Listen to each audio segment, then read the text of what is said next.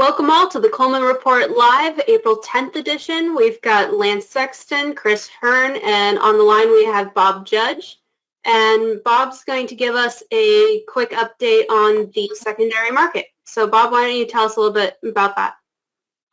Sure. To begin, thanks for having me. Yeah, secondary market is very quiet these days. Not a lot of selling going on. There are issues with Coleman at the moment. Coleman's out of their offices for obvious reasons, so they can't. It's not an easy thing to do is settle a loan these days. So there really hasn't been much trades happening. Also, the market has declined significantly. You're talking right now below 107 for a 2 3/4 10-year, which is about 4 points below where they maxed out a few months ago. And in the long end, 25-year 2 3/4, we're below 109. Again, we were close to 116, not 6 weeks ago. So, with the market declines and just a really laborious process in trying to settle a loan, the market has been very, very quiet. Also, most lenders today are working on PPP loans and are kind of setting aside any new 7A loans. So, secondary market, very quiet. Everyone's just kind of working on on PPPs and trying to figure that stuff out. So, not much to report beyond that. Well, thanks. I was looking at the numbers this morning, and it was just amazing looking at the different months and the different years and how these numbers have changed. And it's just kind of unexpected, but also I can see where it's coming from.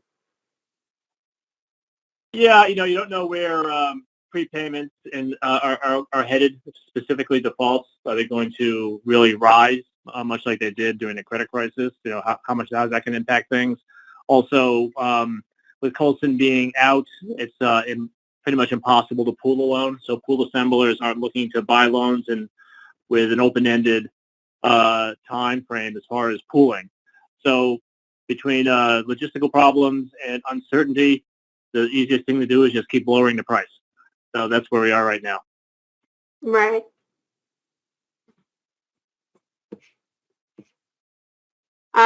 So a lot of PPP funds are far less than applications. I don't know who was going to talk about this. Are you going to talk about that, Bob, or was that Chris? I think that was Chris. Oh, okay. Yeah. Go Chris ahead. And Chris, go ahead. Yeah, I hadn't seen this particular story, but it pretty much matches up with what I've heard.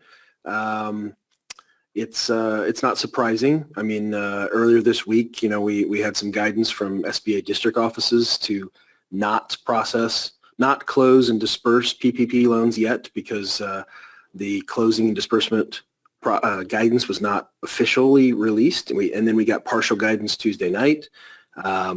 And so now we're to Wednesday, and even on, I think it was yesterday actually, even Nagel came out with sort of a very long email explaining all the confusion and the, how do we, all this ambiguity that we've had has really contributed to a lot of uncertainty in the lending community, as we've talked about before.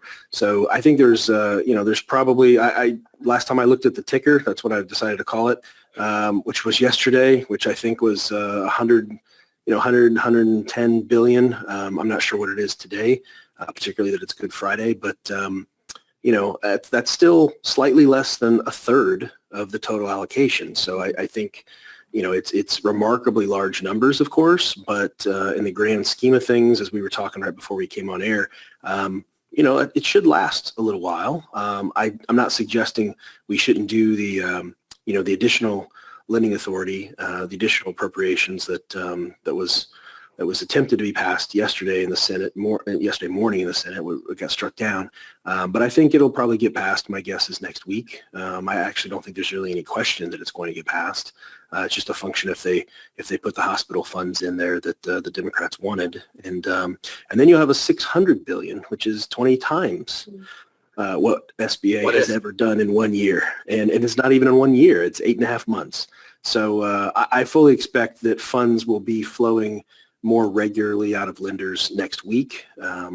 You still have uncertainty, or shall I say, a bit of a governor in place in terms of liquidity for most lenders outside of even the largest, and even the largest are going to have some limitations on this. the regs that were the interim final rules, which were released yesterday, said that, originating lenders still have to hold this paper for 7 weeks plus up to 15 days before they can put it to Treasury or SBA. And I think that's going to limit a lot of people's capacity, which is exactly why people have been pushing for a much more faster turn to Treasury, and also why the Fed announced yesterday morning that initially FDIC insured institutions plus non-banks eventually will be able to tap the Fed facility to actually fund these loans, and that would actually help a lot in terms of if they're not going to move down from the 9 weeks to maybe something more realistic like 10 days or something like that. I think I agree with Chris. I think the additional funding will get passed. Right now, I've kind of kept up with the ticker like you have, Chris, and one of the comments, the big players are already in and out. It seems like the really large banks, and that's right. As long as something doesn't happen there, the funds are going to be okay for a while. But I do think additional money is necessary.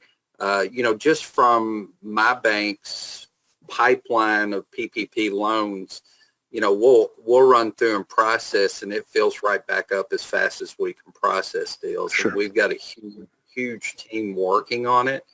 So there's an incredible demand for the PPP loans. The other thing I wanted to report, E-Tran. It's like a miracle was working. I think y'all may have talked about it yesterday. Sorry, I was not able to be on yesterday, but I was working on a big PPP loan. E-Tran's working incredibly better now. I was able to process 10 deals through E-Tran this morning. Did not get kicked out a single time.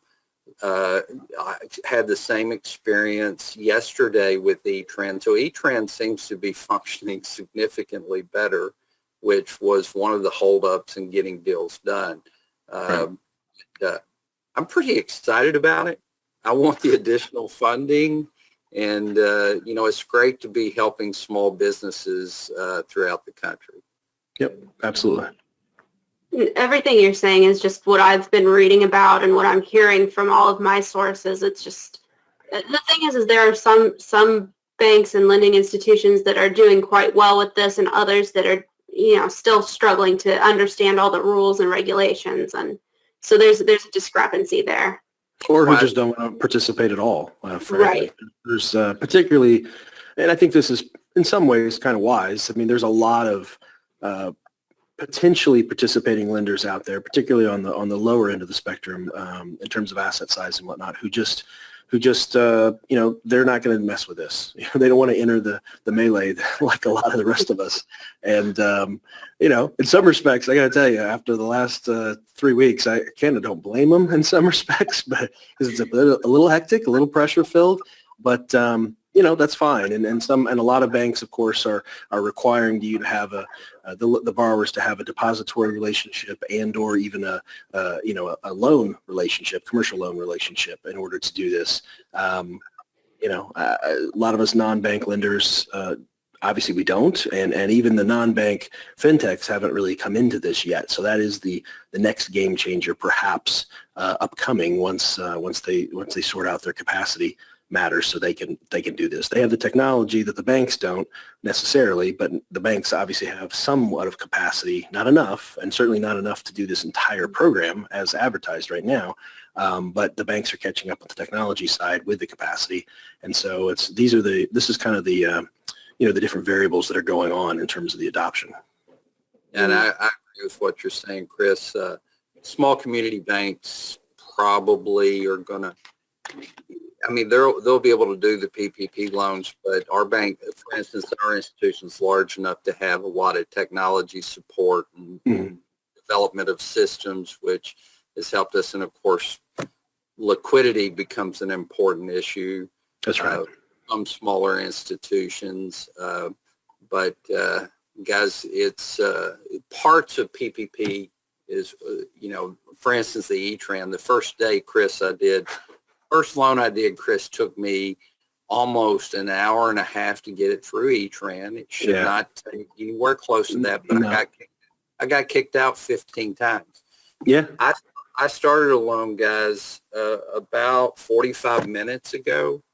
I processed it through E-Tran, did all the things that I needed to from our bank side, was able to drive to this location, log on. So, you know, I got through the E-Tran process in about maybe 10 minutes max this time. Right. So it's working significantly better. Well, let's hope it continues, because that, you know, that did cause a lot of stress in the lending community earlier this week, because it was crashing regularly. I've been on E-Tran with my team and seen it. I finally logged in this morning, or actually signed up this morning, and I got kicked off 7 times before I got through. And apparently they've added a bunch of new sections or fields to even give access. So I feel some of the pain on that regard. And that was, of course, before, that's before I've even attempted to upload anything. I think long term, though, if they can sort this out, I think it's going to make, I hope, when we go back to some normalcy on the other side of all this, and we're back to doing regular 7A loans, they should maintain, obviously, the technical support to speed up E-Tran. And I think you'll see lenders approving, getting loan numbers so much quicker than they ever have, even though they may be uploading, 40, 50 documents in compliance with regular SBA 7A loans. So I think this is really pretty exciting for the agency going forward, for sure. Well, one of the things, Chris, too, that I see as a kind of a side benefit to this, banks are developing a way of processing SBA loans in a more efficient fashion in response to the PPP program. Sure. So when we get past PPP, Chris, banks are going to have ways to process smaller, simpler SBA loans in a more efficient fashion. So I'm hopeful that that's what happens. The same systems that were developed for this become a normalcy in SBA lending. Right, exactly. Well, we'll see. I'm afraid some of the participants so far in PPP will probably go back to the sidelines, but that's a discussion for another day. We'll see what happens. Mm-hmm. Now, of course, the big news this week was that the Senate blocked the $250 billion PPP loan expansion. Right. And we already kind of talked about that a little bit. What do you think is going to happen with this? I think they'll be back in session on Monday, and I think this will pass on Tuesday, Wednesday, tops. Right. That's what I think. A lot of people. The great American small business resurrection starts Monday. That's what I'm telling people. Different kind of resurrection, but it is Good Friday.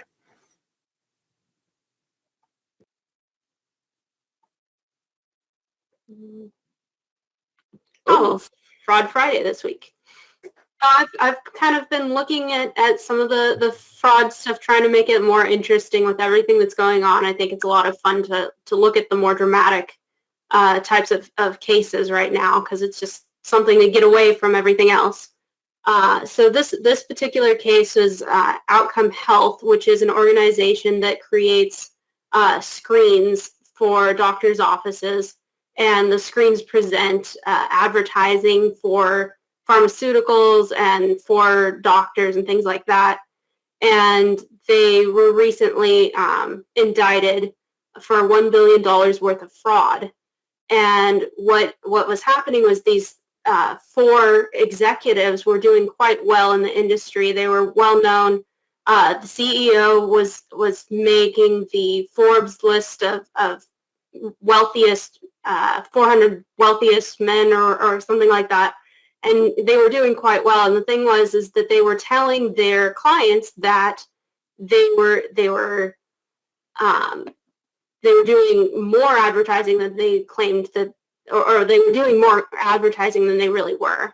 And then they used that information that they were giving the clients to boost their sales and to make it look like they were doing better, and then applied for 2 multi-million-dollar loans, one for $375 million and another for $110 million.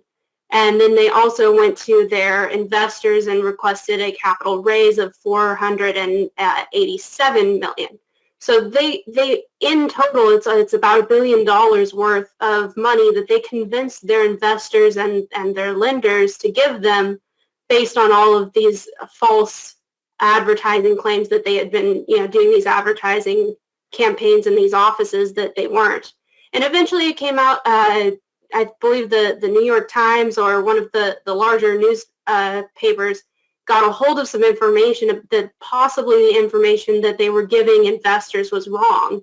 And when they started looking into it, of course, they opened a case against them and found that, in fact, they were lying about these things.